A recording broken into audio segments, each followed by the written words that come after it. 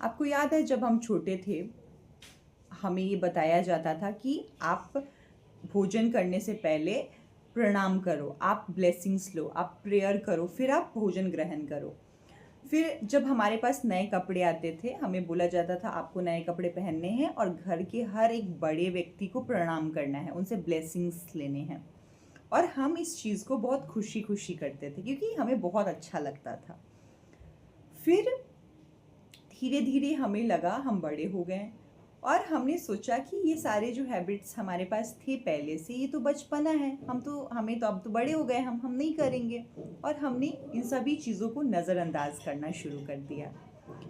और हमारे घर के किसी सदस्य ने ये बोला भी नहीं कि तुमने उस चीज़ को क्यों छोड़ा, वो तो बहुत अच्छी हैबिट है, you need to cultivate it, you need to do it whole your life. उन्होंने भी नहीं बोला, हमने भी छोड़ दिया। और बड़े होने के बाद हमने एक दूसरी नई हैबिट कल्टीवेट की। वो थी ये बोलने की कि उनकी कार बहुत अच्छी है, उनका घर बहुत अच्छा है, उनके पेरेंट्स बहुत अच्छे हैं, उनकी स्कूलिंग बहुत अच्छी जगह से हुई है। और ये हैबिट इतना ज़्यादा हमारे अंदर आने लग गया। और मैंने आपको एक दिन एक बात बताया था कि this is the nature of the mind, that there is no subtraction or division, there is only addition or multiplication। और ये मल्टीप्लाई होते चला गया। और मैं अपनी बात बताऊं तो till my graduation I had this habit of saying कि मेरे पास ये नहीं है, मेरे पास वो नहीं है, मेरे पेरेंट्स ने मुझे ये नहीं दिया, अगर मुझे वहाँ पे मैं होती तो मैं पता नहीं क्या अचीव कर ली होती। और इसकी वजह से क्या होता है, whenever we say like this, it leads to discontent, it leads to pain, it leads to hurt, it leads to so many misery in your life। तो मुझे इन सभी चीज़ों से निकलना था, तो I started reading this book, this secret. और इस बुक में देयर इज़ 28 लेसन्स और उसको आपको 28 डेज तक फॉलो करना है। तो मैंने सोचा ठीक है, फॉलो करके देखते हैं, शायद कुछ हो जाए। और मैंने इसको फॉलो करना शुरू किया। इस बुक में 28 डेज तक आपको रोज अपने 10 ऐसे ब्लेसिंग्स को देखना है और 10 चीज़ों के लिए आपको ग्रेटफुल होना है कि मेरे पास वो सारी चीज़ें हैं। 2-3 दिन तो मैंने बहुत अच्छे से किया। 2-3 दिन बाद I had to search for the things in my life कि मेरे पास है क्या जिसके लिए मैं ग्रेटफुल हूँ। क्योंकि हमें क्या लगता है कि ग्रेटफुल उन चीज़ों के लिए होना है जो अचीवमेंट्स हैं, जो हमने अचीव किया है, उसके अलावा तो ग्रेटफुल किस चीज़ के लिए होए। तो सर्च करना पड़ा और सर्च करके किसी तरह मैंने 28 डेज कंप्लीट किया। किसी तरह कंप्लीट तो हो गया, लेकिन मैंने इसको पूरा 28 डेज किया, 10-10 ब्लेसिंग्स भी काउंट किए। और ये बुक अच्छी तरीके से मैंने खुद से कंप्लीट किया, लेकिन मेरे अंदर वो फीलिंग नहीं आ रहा था ग्रेटफुलनेस का कि मैं बहुत ग्रेटफुल हूँ। मैं बस कर रही थी एज अ प्रैक्टिस कि एक्सरसाइज दिया हुआ है तो प्रैक्टिस करते हैं। Then I stopped reading this book. और फिर 1 महीने 2 महीने बाद मुझे खुद से ये फीलिंग होना शुरू हुआ कि ग्रेटफुलनेस वो नहीं होता है जो मैं प्रैक्टिस कर रही थी।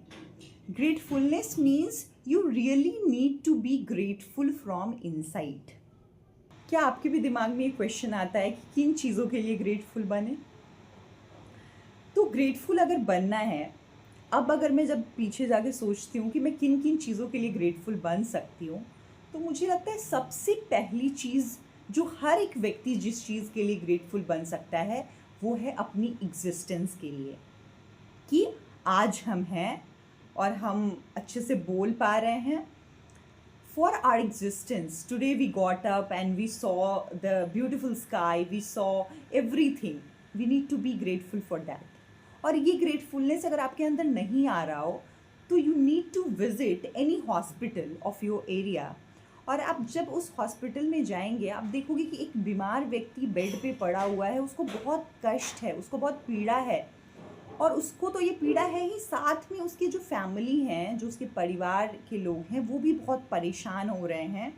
और सबसे बड़ी दुख की स्थिति क्या होती है कि जब आपकी वजह से 10 लोग और परेशान हो रहे हों, तो वो आदमी कितना मिजरेबल कंडीशन में होता है। तो जब आप वो देख के आओगे तो आपको बहुत ग्रेटफुलनेस आएगा, बहुत कृतज्ञ महसूस करोगे कि भगवान की कृपा से हम अभी ठीक हैं, हमारा हेल्थ अच्छा है। दूसरी चीज़, आप किस चीज़ के लिए ग्रेटफुल बन सकते हो?